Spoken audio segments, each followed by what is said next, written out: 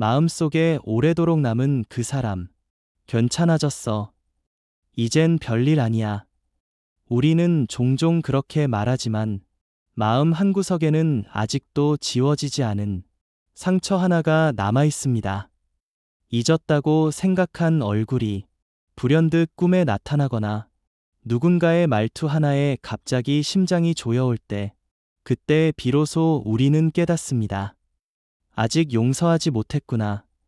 오늘 우리는 스스로에게 묻습니다. 용서할 수 없는 사람을 정말 용서해야 할까? 부처님은 말씀하셨습니다. 미움은 미움으로 끝나지 않는다. 오직 자애로서 그 미움은 끝날 수 있다. 이것이 영원한 진리이다. 법구경 5장.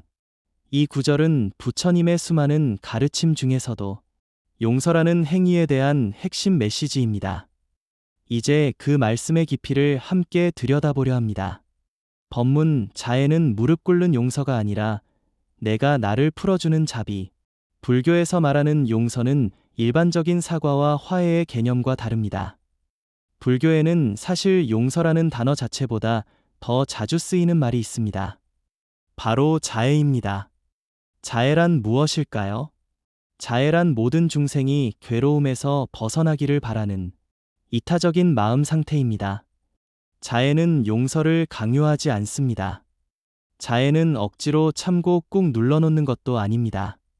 자애는 오히려 이렇게 속삭입니다.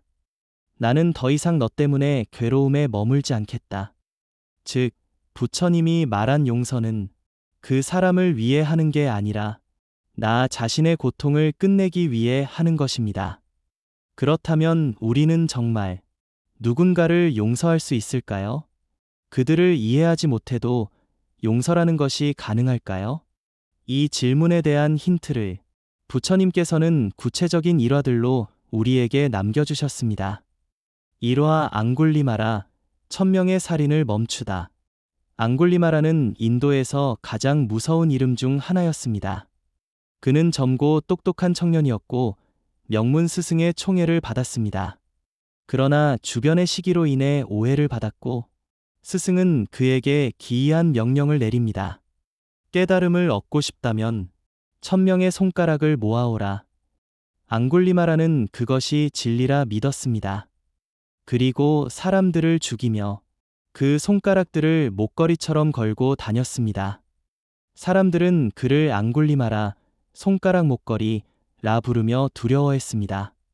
어느 날 부처님께서 그 숲을 지나시자 앙굴리마라는 칼을 들고 달려듭니다. 그러나 부처님은 멈추지 않고 묵묵히 걸으셨습니다. 수행자여 멈춰라. 부처님은 고요한 음성으로 말씀하십니다. 나는 이미 멈추었다. 욕망과 미움에서 멈춘 자다. 오히려 멈추지 못한 이는 너다. 그 순간 앙굴리마라는 손에서 칼을 내려놓습니다. 그는 무릎 꿇고 눈물을 흘리며 제가 변할 수 있을까요? 라고 묻습니다. 부처님은 이렇게 답하셨습니다. 물은 더러운 것을 씻어내고 진실한 참회는 마음의 칼날을 무디게 한다. 그대는 이미 변하고 있다. 앙굴리마라는 이후 부처님의 제자가 되어 살생의 업을 끊고 자비의 수행자로 살아갑니다. 우리는 사람을 미워하지만 사실은 행위가 미운 것입니다. 앙굴리마라가 1000명을 죽였다는 사실은 지극히 충격적인 일입니다. 그러나 부처님은 그의 존재 자체를 미워하지 않으셨습니다. 사람은 존재이고 그 존재 위에 업이 더해질 뿐이다. 업은 씻을 수 있다. 마음이 바뀐다면 부처님은 사람을 업으로 판단하지 않으셨습니다. 오히려 업에서 벗어날 수 있는 가능성을 보셨습니다. 이 가르침은 우리에게 묻습니다. 우리가 미워하는 그 사람, 정말 그 사람 자체가 미운 걸까요?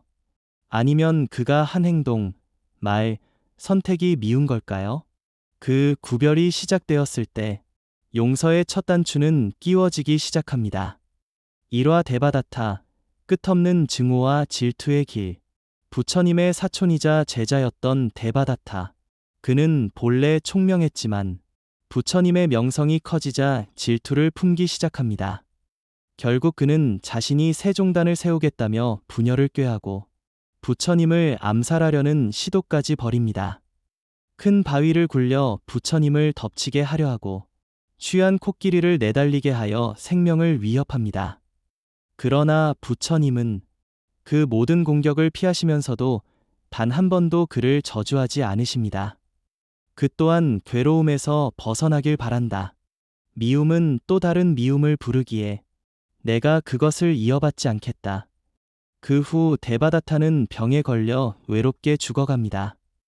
하지만 부처님은 끝까지 그를 깨달음에 이르지 못한 하나의 중생으로 보셨습니다. 용서는 관계를 유지하는 것이 아니라 미움을 놓는 것이다. 부처님은 데바다타를 받아들이지 않았습니다. 하지만 그를 미워하지도 않았습니다. 이 점이 중요합니다. 용서는 그 사람을 다시 받아들이는 것이 아니라 용서는 그를 향한 내 미움을 놓는 것입니다. 부처님은 자신을 해하려 한 사람에게조차 내면의 평정심을 유지하셨습니다. 그것은 무력함이 아니라 마음을 보호하는 가장 강한 방패였습니다. 우리도 똑같습니다. 용서한다고 해서 그 사람을 다시 곁에 두라는 말이 아닙니다. 다만 내가 계속해서 괴롭지 않도록 그 미움의 고리를 끊으라는 뜻입니다. 나를 미워한 사람, 나를 괴롭힌 사람. 어릴 때 선생님이 말했어요. 너 같은 애는 안 된다고. 그 한마디가 제 평생을 따라다녔어요. 연인이 바람을 피웠어요. 그 사람이 떠났는데도 이유 없이 저 자신이 더럽다고 느껴졌어요. 가족이 저를 믿어주지 않았어요. 억울한 일을 겪고도 제가 틀렸다고만 했어요. 이런 사연들은 지금 이 순간도 수많은 사람들의 마음에 아물지 않는 상처로 남아 있습니다. 그리고 그 상처는 그 사람이 없는 지금도 계속 나를 아프게 하죠. 미움은 화살이고 용서는 그 화살을 빼는 일. 부처님은 말씀하셨습니다. 어리석은 이는 상처받은 곳에 스스로 또 화살을 꽂고 지혜로운 이는 화살을 뽑아 상처를 치유한다. 누군가를 미워하고 있지 못한다는 건 그 화살을 매일 다시 꽂는 것과 같습니다. 우리는 자꾸 그날의 말, 그날의 장면, 그 사람의 표정을 떠올리며 스스로를 찌릅니다. 하지만 마음의 화살은 상대가 빼주는 것이 아니라 내가 나를 위해 스스로 빼는 것입니다. 그것이 바로 자애입니다. 그 자애가 진짜 용서의 다른 이름입니다. 지금 조용히 눈을 감고 당신 마음속 가장 깊은 곳에 있는 그 사람을 떠올려 보세요. 그가 한 말, 그때 느낀 감정, 지금까지 이어져 온 상처의 무게, 그 모든 걸 바라보며 이렇게 마음속으로 말해보세요. 나는 너를 이해하지 않는다. 하지만 나는 더 이상 너로 인해 괴롭고 싶지 않다. 나는 나를 위해 이 미움을 내려놓는다. 당장 놓을 수 없다 해도 괜찮습니다. 이 말을 매일 반복하며 내 마음속 돌덩이를 조금씩 부드럽게 만들어가는 것. 그게 바로 수행이고 자비이며 용서입니다. 괴로움을 놓는 선택. 오늘 우리는 용서할 수 없는 사람을 용서해야 할까? 라는 질문에 대해 부처님의 말씀과 일화를 따라 걸어보았습니다. 부처님은 우리에게 말합니다. 그를 위해서가 아니라 너 자신을 위해 용서하라. 용서는 내가 다시 걸어갈 수 있도록 마음의 짐을 내려놓는 일이다. 우리는 모두 괴로움의 시간을 겪습니다. 그러나 그 괴로움을 품고 계속해서 나 자신을 찌를 것인지 아니면 그 화살을 내려놓고 자비의 길을 걸을 것인지는 우리의 선택입니다. 오늘 이 영상이 당신의 마음에 작은 평온을 드릴 수 있기를 바랍니다. 영상이 마음에 드셨다면 구독과 좋아요 부탁드립니다. 감사합니다.